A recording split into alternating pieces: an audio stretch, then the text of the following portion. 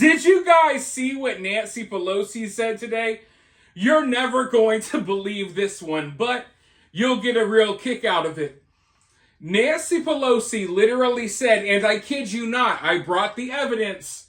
I'll show you in just a moment. But Nancy Pelosi literally said that Joe Biden belongs on Mount Rushmore, right in between Abraham Lincoln, who was the president during the Civil War, who freed the slaves, and George Washington, a founding father, the first president of the United States who literally fought for our independence. She believes that Joe Biden belongs on Mount Rushmore with these men. Joe Biden's greatest accomplishment was his fight to find a way off stage without falling down the steps. That's probably the greatest accomplishment that Joe Biden had while he's in office. Meanwhile, Nancy is singing his praises, acting as if he's the bestest president ever. But remember, folks, Nancy Pelosi was one of the leading voices in forcing Joe Biden out of the election. And I say forcing for a reason, because Nancy Pelosi told Joe Biden that he could do this the easy way or the hard way, threatening that if he did not step out of the election, that they would drag him through the media, they would possibly crack down harder on his son, Hunter Biden, and that they would eventually force him out of the White House before his term was over, making him leave and disgracing his name and basically putting it out there that he's a brain-dead, dementia-ridden old man like we already knew, but they were going to put it all on blast. She, Nancy Pelosi herself, spearheaded this whole little movement to force Joe Biden out. Her and Obama were the leading two people that forced Joe Biden out. And it's funny because right before they forced him out, they were talking about how he's not competent. He's not fit for president, right? They finally admitted it. Even though we've been talking about it for years, they finally admitted it.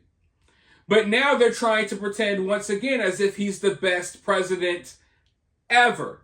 And I just think that's disgusting. And I think that's insulting. Because if he was the best president ever, if Joe Biden really deserves to be on Mount Rushmore, surely he deserves to run for re-election, right? Surely you wouldn't force him out of the White House.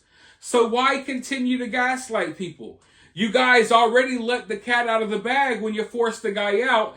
Now you're trying to pretend like he's great because you want to save face, because you lied to everyone about him being fit for office in the first place. But let's go ahead and listen to what Nancy Pelosi said today. A good place to make whatever decision, the top of his game. Such a consequential president of the United States, a Mount Rushmore kind of president of the United States. Want to know what comes next. That he belongs up there on Mount Rushmore. Lincoln and Joe Biden. But you got Teddy Roosevelt up there, and he's wonderful. I don't say take him down, but you can add Biden. Now, the woman interviewing Nancy Pelosi is a dedicated member of the woke fake news media, but even her, she had to be like, huh? What? Even she was like, wait, Joe Biden and Abraham Lincoln? Even she knew how ridiculous it was. Even she couldn't keep up with the lie. Even she refused to stoop that low. But Nancy Pelosi will stoop wherever she needs to stoop. And why did she mention Teddy Roosevelt? Why did she mention him as if, if Teddy Roosevelt can be up there, so can Joe Biden? Do you really think that Joe Biden can even be mentioned in the same league as Teddy Roosevelt? I'm not here saying I'm Teddy Roosevelt's number one fan, but hell, Teddy Roosevelt will go down in history as a legendary figure of American history. Joe Biden will go down in history as the worst president we've ever had, at least for now. Maybe Kamala may change that. Joe Biden's reign as the worst president in American history, it may not last for long, because if Kamala wins, I think she will replace him. I think she will be worse. But, as I said, the more these people talk, the more they expose themselves. And we've known that these people are shady, liars, slimy scumbags for a long time. But right now, this is what I keep telling people. Right now, it's important to talk about this stuff, shine a spotlight on this stuff, because there's people, normies, in the middle who don't pay attention to all of this. And now they're waking up because they realized they were lied to. They got conned into voting for Joe Biden 4 years ago. Now they realize they were lied to about him being fit for office. And they're looking at the people who lied to them, and they're watching them backtrack and pretend like Joe Biden's great again. And they're realizing, wait, these people are full of shh.